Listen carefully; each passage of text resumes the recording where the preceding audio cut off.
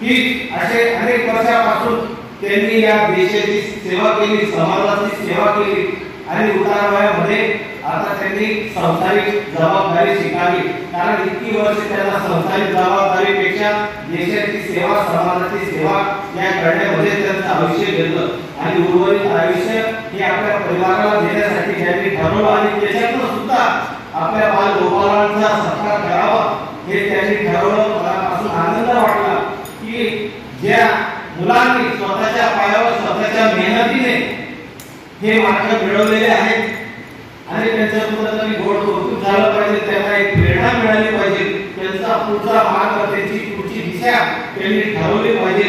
या उद्देशाने या ठिकाणी आपण सर्वजण एकत्र आलो आहोत। मी तुमची सगळ्यांची माफी मागतो की मला सुद्धा एका दुसऱ्या कार्यक्रमाला जायचं आहे। अध्यक्षीय भाषण हे शेवटी असतं, पण मला मध्येच आपल्याशी चर्चा करून आपल्याशी दूर करून मला पुढे जायचं आहे, म्हणून आपण त्या गोष्टी समजून घ्या। कारण वर्ध्याला सुद्धा एक आपला आदिवासी समाजाचा कार्यक्रम आहे आणि त्या कार्यक्रमामध्ये सुद्धा मला जायचं आहे। तर असो, या ठिकाणी सगळ्यात जास्त माझ्या मुलींनी बक्षीस मिळवले। आनंद वाटला की आदिवासी नारी सुद्धा काही मागे नाही, ती सुद्धा आमची मुली आज पुढे चालली आहे। जसं सावरपाड्याची कविता राऊतचं आपण नाव घेतलं, आज ती जसं विक्रम करत आहे तसं नक्कीच एक दिवस ही नवपूरची महिला, ही आदिवासी महिला, नंदुरबार जिल्ह्याची महिला ही कलेकाच्या पदापर्यंत पोहोचल्याशिवाय राहणार नाही असा ठाम विश्वास आम्हाला आहे। पण त्याच्यामध्ये क्षेत्रातला सुद्धा आहे। 10वी 12वीची माझी मुलं, माझ्या मुली हे आपण दुसऱ्यावर डिपेंड असतो, दुसऱ्यावर अवलंबून असतो, हे कुठेतरी समाजामध्ये चुकीचं चित्र निर्माण झालेलं आहे आणि ते चित्र आपल्याला पुसून टाकायचं आहे। या वर्षी तुम्ही बघितलं असेल 10वी 12वीच्या मुलांच्या पेपरच्या ठिकाणी ही कॅमेरा बसवलेला होता। कुठेतरी आम्हाला सुद्धा वाईट वाटलं की फक्त हे नंदुरबार जिल्ह्यामध्येच का, महाराष्ट्रामध्ये सगळ्या ठिकाणी परीक्षा झाल्या पण तिथं असं चित्र बघितलेलं दिसलं नाही, ते आपल्या नंदुरबार जिल्ह्यामध्ये दिसलं आणि कुठेतरी आम्हालाही स्वतः आमची लाज वाटली की नाही, आपल्या जिल्ह्यामध्ये जर असे जर गैरप्रकार होत असेल तर हे थांबवण्याची जबाबदारी तुमची, आमची सर्वांची आहे। कारण जर आपल्याला पुढची पिढी घडवायची असेल तर सक्षम आणि सुसंस्कृत पिढी घडली पाहिजे। दुसऱ्यावर डिपेंड न राहता स्वतःवर डिपेंड राहिलं पाहिजे, दुसऱ्यावर अवलंबून न राहता स्वतःवर अवलंबून राहिलं पाहिजे। आज तुम्हाला हे जे मार्क मिळाले आहेत 90%, 95%, 98%, 80% हे तुमच्या मेहनतीचे, परिश्रमाचे आहेत आणि त्याचा कौतुक आहे, अभिमान आहे, गर्व आम्हाला पण आहे। पण कुठेतरी जर आपण दुसऱ्यावर अवलंबून असू आणि कोणाचं तरी बघून आपण जर उतारा करत असू, किती दिवस चालला? 10वी 12वी त्याच्यानंतर कुठेतरी आपण नर्सिंगला गेलो, इंजिनिअरिंगला गेलो, मेडिकलला गेलो, बॅक टू पॅव्हिलियन, परत लॉ येऊन जातो। कारण पुढचा अभ्यासक्रमच आपल्याला समजत नाही, कारण आपली दुसऱ्यांची मदत घेऊन आपण पुढे गेलेलो असतो।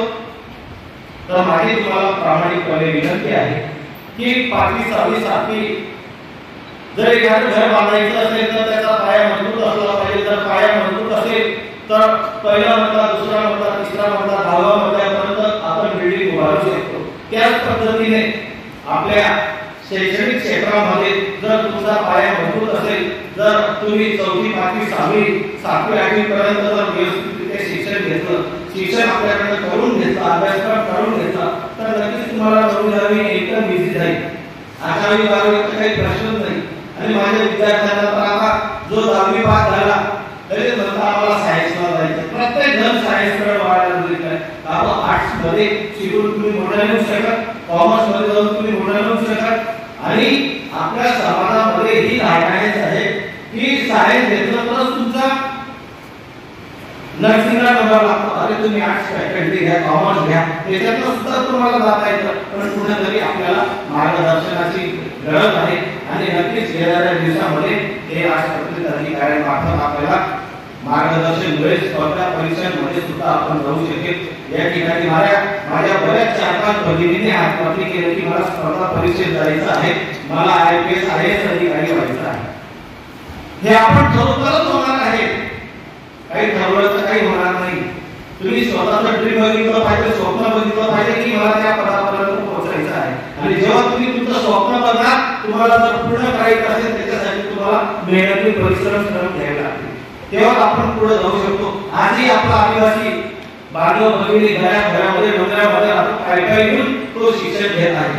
मला गर्व आहे, हेवा आहे की सातपुड्यातला आपला आदिवासी बांधव तुम्ही जर गेला तर तिथे भक्त आणि वकिलाशिवाय त्या ठिकाणी ते लोक थांबत नाही.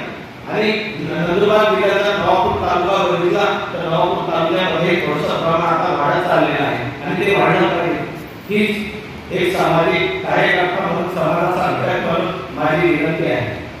माझी अजून तुम्हाला एक अजून विनंती आहे, जेव्हा तुम्ही शालेय जीवनामध्ये आहे, कारण असं आम्हालाही चान्स भेटत नाही, कारण या बऱ्याचशा मुलं मुली आम्हाला सापडत नाही, पालकवर्ग आम्हाला सापडत नाही. कुठंतरी तो भेटल्यानंतर कुठंतरी आम्हाला त्याच्याशी हितूच करावी लागते, कुठंतरी दोन शब्द त्यांना प्रेमाचे सांगावे लागतात, कारण आम्ही पण समाजाचे घटक आहोत. आम्हालाही समाजामध्ये आपल्या लोकांना चांगला न्याय मिळवून द्यायचा आहे, समाजामध्ये चांगल्या गोष्टी आपल्याला आत्मसात करायच्या आहे.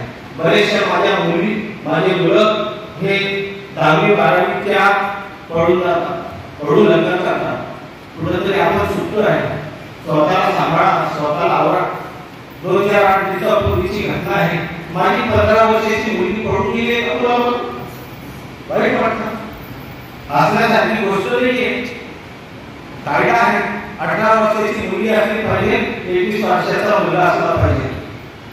लहान मुलाचा विक्रम तुमचाच आहे, पण समाजासाठी मला बोलावं लागणार. जर आपल्याला पुढे चांगली पिढी घडवायची असेल, कुपोषित बालक जन्माला यायचे जर थांबवायचं असेल तर आपण स्वतःमध्ये आपला बदल केला पाहिजे. इथं बसलेल्या या सगळ्या माझ्या माता आहेत, भगिनी आहेत, आज नाही उद्या तुमचं लग्न होणार आहे.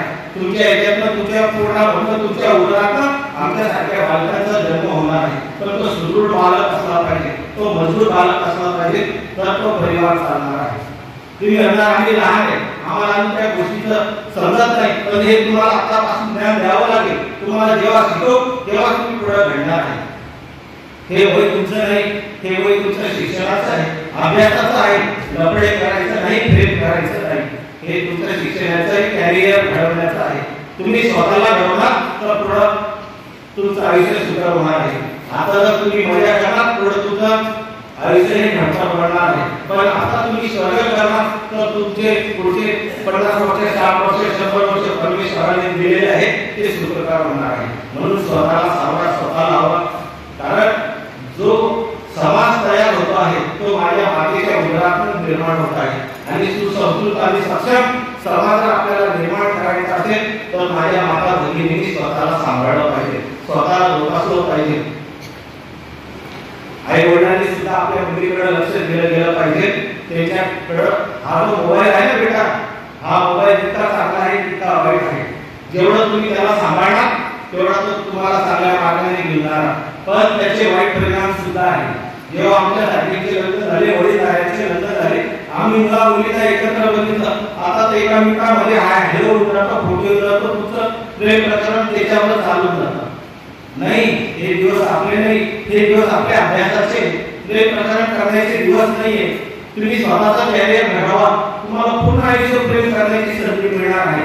पण हे जर तुम्ही दिवस जर सोडून दिले तर पुढे तुम्ही कधीच शिकणार नाही, कधीच टिकणार नाही. जर तुम्हाला या समाजामध्ये टिकायचं असेल तर बेस्ट अभ्यास केली पाहिजे, स्टडी केली पाहिजे. 8-8, 10-10, 12-12 तास तुम्ही अभ्यास केला पाहिजे. आता केवळ 1 तास फक्त मोबाईलसाठी आहे, आता केवळ 1 तास मोबाईलसाठी द्या, उर्वरित दिवस तुम्ही तुमचे अभ्यासासाठी द्या. आणि कॅरियर घडवताना तुम्हाला या क्षेत्रामध्ये जायचं आहे, तुम्ही त्या क्षेत्रामध्ये जाऊ शकता. बऱ्याचशा अडचणी आहेत, पण 5 लवकर तुम्ही पुढे जाणार. पाटील साहेबांनी सांगितलं की आपल्या समाजामध्ये सुद्धा व्यसनाचं प्रमाण आहे. हो, मी सांगतो, आपल्या मुली सुद्धा सिगरेट पितात. वाईट वाटतं मला सांगतो, कारण मी पण संस्था चालवतो. संस्था चालवताना मला सुद्धा या गोष्टींचा अनुभव येतो. रात्री उठून त्या गायच्या सिगरेट पितात. अरे लाजा वाटली पाहिजे, मुलांना सुद्धा लाजा वाटली पाहिजे. माझ्या पितात तुम्ही, हे व्यसनाचं वय नाही आहे. अरे व्यसन करायचं तर अभ्यासाचं व्यसन करा, ते तुमच्या कामात येणार आहे.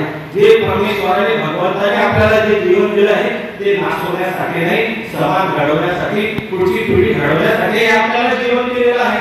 आणि विशाल व्यसन करतात, त्या पाणी टप्प्यावर जातात, कोणी गुटखा खातो, कोणी 50 रुपयामध्ये ती गांजाची पुडी घेते ती आम्ही माननीय PSI यांना विनंती केलेली आहे की साहेब काही मांडवलीवर इतर गांजाला दिला पाहिजे आणि काही शाळेमध्ये जाणाऱ्या मुला मुलींना सिगरेटचे पाकिट दिले गेले पाहिजे। याच्यासाठी आम्ही सगळीकडे हे करत आहे की जनजागृतीची गरज आहे, मुलींनी सांभाळलं पाहिजे। हा इतका मोठा हॉल आहे, या हॉलमध्ये आपण सर्व सामावू शकतो। तसंच माझ्या आईचं हे पोट आहे, गर्भपिशवी आहे, तिची जर चांगली वाढ झाली तर त्याच्यामध्ये ते वाढ व्यवस्थितरित्या वाढू शकतं। पण माझी आई 15-16व्या वर्षी जर माझी मुलगी गर्भवती झाली, तिची गर्भाची वाढ होते, तिची शरीराची वाढ होते, ते गर्भ एवढं चालतं, ते वाढ तेवढ्यामध्येच फिरतं, म्हणून अशा गोष्टी बालक जन्माला येतात। हे सांगायची गरज आहे, हे ज्ञान द्यायची गरज आहे, लपण्याची कुठं गरज नाही, मला खाली घ्यायची गरज नाही, ही आपली काळाची गरज येऊन बसलेली आहे। काय वय आहे आपलं, या वयामध्ये पडून जायचं, या वयामध्ये लफडे करायचे, कुठंतरी थांबलं गेलं पाहिजे। आणि आम्ही तुम्हाला सांगा तुम्ही आमच्या मुली आहेत, तुम्ही आमच्या बेटी आहेत, पुढे आम्ही सुसंस्कृत पिढी आपल्याला घडवायची आहे आणि आपण अशा करणार बेटा आई वडील आपण परिश्रमाने मेहनतीने शेतामध्ये घाम काढतात, आपल्या मुलीला देखील शाळेमध्ये पाठवतात, मोबाईल घेऊन देतात, चांगले कपडे घेऊन देतात आणि ती कुठेतरी मोटरसायकलवर दुसऱ्या बरोबर फिरत राहते। नाही चुकीचं आहे, ते वय आपलं नाही का। जेव्हा अशा मुली थोडं घालून फिरताना दिसतात कुठेतरी आपलाच वाटतं, ज्या काही जातात त्या सुद्धा बाकीकडून घालून फिरतात। हा काही असेल फॅशन वगैरे आम्ही समजू शकतो, पण कोण मागलं म्हणजे नव्हतं, कोणाला दिसणार नाही, कोणाला समजणार नाही। रागाला 2 जास्त राग आहे माझ्या गावाने, पण मी चांगलं सांगेल, समाजासाठी चांगलं सांगेल, पोटाची खिडकीने बोलतोय मी, कारण माझा समाज आज हा वाईट विषय हे चाललेला आहे, तो जायला नको। स्वतःला सांभाळा, आपल्या जीवाला सांभाळा आणि स्वतःचं कॅरियर घडवा। आज द्रौपदी मुर्मू सारखी आपली राष्ट्रपती महामहिम बसलेली आदिवासी, अरे इतर विचारी बाई विवाह झाली तरी तिने स्वतःला सांभाळलं, परिवाराला सांभाळलं, शिक्षिका झाली, आज त्या पदापर्यंत पोहोचली। भरपूर शिक्षणासाठी आपल्याला सोयी सवलती आहेत, त्याचा उपयोग चांगल्या पद्धतीने करा। एवढंच या कार्यक्रमाच्या निमित्ताने सांगतो, बऱ्याचशा गोष्टी बोलायच्या आहेत। माझे इतर तरुण पण बसलेले आहेत, फक्त 10-15 तरुण आलेले आहेत, पण माझ्या सगळ्यांमध्ये आहेत। तरुणांना तर मोटरसायकल पाहिजे, मोटरसायकलशिवाय तर जात नाही। बिचारे आईवडील शेती गाडी घेऊन देतात, मुलाला 1.5-2 लाखाच्या गाड्या घेऊन देतात, आणि तो मुलगा काय करतो, ट्रॅक्टरवर बसून राहतो, नाही एखाद्या मैत्रिणीला घेऊन दिला राहतो आणि परत घरात घेऊन ठेवतो, तो पण रिकामा, ती मुलगी पण रिकामी, ते बिचारे आईवडील शेतामध्ये जातात आणि या दोघांचा गोड बनतात। तुमच्या जीवनाचा जोडीदार तुम्ही असा निवडा, तुमच्या जीवनाचा जोडीदार असा निवडा की त्याने पण कमवलं पाहिजे, तुम्ही पण कमवलं पाहिजे, असा जीवनाचा साथीदार निवडा। बरोबर आहे, दुसऱ्यावर डिपेंड राहू नका, स्वतःवर डिपेंड राहा, स्वतःवर अवलंबून राहा, स्वतःवर पैसे कमवण्याची हिंमत ठेवा, धडक ठेवा की नाही मी 2 पैसे कमवेन, स्वतःच्या पायावर उभं राहील तरच मी लग्न करेन। लग्नाचं हे वय माझं नाही, लग्न करण्याचं हे वय माझं नाही, तेव्हा कुठेतरी हा समाज टिकून राहतो, समाज चांगला पाहिजे। मला 2 मुलं आहेत, मी तुम्हाला मुलं का सांगतो, कारण तुम्ही काही वाटत असेल माझं वय असेल, काही माझं वय छोटं नाही बेटा, मला सुद्धा मोठा मुलगा आहे, त्याचा वय 29 वर्षाचा आहे, तो पोस्ट ग्रॅज्युएशन झालेला आहे, त्याने सिंगापूरला इंडियाचं प्रशिक्षण घेऊन आला, MBA केलेलं आहे त्याने। लहान मुलगा माझा लंडनला गेलेला आहे, कोविडला आहे, पहिले होता त्याने सीएटीला, आता मँचेस्टरला मास्टरची करण्यासाठी गेला आहे। मी त्याला दोघा मुलांना नाही सांगितलं, बेटा चांगलं शिका, स्वतःच्या पायावर उभं राहा, स्वतःच्या पायावर उभं राहिल्यानंतर तुम्ही सांगा त्या पद्धतीने तुमचं सुद्धा लग्न करेल, समाजाच्या मुलींना पण त्रास झालेला आहे। पण ते आज माझ्या दोन्ही मुलांनी जर मुली घरात घेऊन आले तर मी तर त्यांना माझ्या वडिलांची जबाबदारी म्हणून मी त्यांचं पालनपोषण करतोच आहे, पण जी माझी दुसरी मुलगी सैनिक पालनपोषण करेल। समजा उद्या जर तिला जर काही घ्यायचं असेल, की तिला जर ड्रेस घ्यायचा असेल, चप्पल घ्यायची असेल, ती काय तिच्या नवऱ्याला सांगेल, अहो मला चप्पल घ्यायची आहे, मला ड्रेस घ्यायचे आहे, मग माझा मुलगा माझ्या मिसेसला सांगेल, मम्मी पैसे दे ना, तिला ड्रेस घ्यायचा आहे, चप्पल घ्यायची आहे, चालेल का असं? नाही झाला. त्याने कमवलेला पाहिजे, कमवता नवरा ठेवा, रिकामा नवरा ठेवू नका, कमवता नवरा ठेवा, तुम्ही पण कमवा, तर पुढे कुठेतरी सक्षम हो. हे अधिकारी या ठिकाणी बसले आहेत ना, यांनी जर व्यसन घेतलं असतं, यांनी जर स्वतःला संपवलं असतं, आजपर्यंत ते समाजामध्ये घडले असते का? नसते घडले. त्यांनी समाज घडवला, स्वतः घडले. अरे या लोकांनी जे जीवन बघितलं ते तुम्ही आपण नाही बघितलं. तुम्हाला सांगतो 10-15 किलोमीटर हे चालू आलेले लोक शाळा होत्या, फाटक्या चढल्या होत्या, ठिकाणावरून या लोकांनी शाळा शिकलेले, आम्ही पण बघितलेले आहे. आमचे पण दिवस तसेच केलेले आहेत. परिश्रमाचे दिवस केले म्हणून हे सुखीचे दिवस आहे. जर तुम्हाला सुखीचे दिवस बघायचे असतील तर तुम्हाला परिश्रम करावा लागेल. याची आम्ही निमित्ताने सांगतो. 2 शब्द जास्त बोललं गेले असेल, थोडासा मन दुखवलं गेलं असेल, पण मी माफी मागतो. पण इथं वडीलधारी मंडळी आहे, त्यांनी मुलांचे तेवढे लाभ करा की जेवढं आपल्याकडे होत असेल. आपला मुलगा शाळेत जाते, आपली मुलगी शाळेत जाते, ती घरी येते का नाही येते हे सुद्धा बघण्याची जबाबदारी आपली आहे.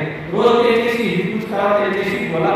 एवढंच या निमित्ताने सांगतो. तुमचं पुढचे आयुष्य सुखकर व्हावं आणि याच्यामध्ये बसलेल्या जर 90% मुलींना जर हे माझे विचार जर पटले असतील तर पुढे जेव्हा खुर्चीवर बसतील तेव्हा मी यांना सेल्यूट मारायला नाही. माझी विचार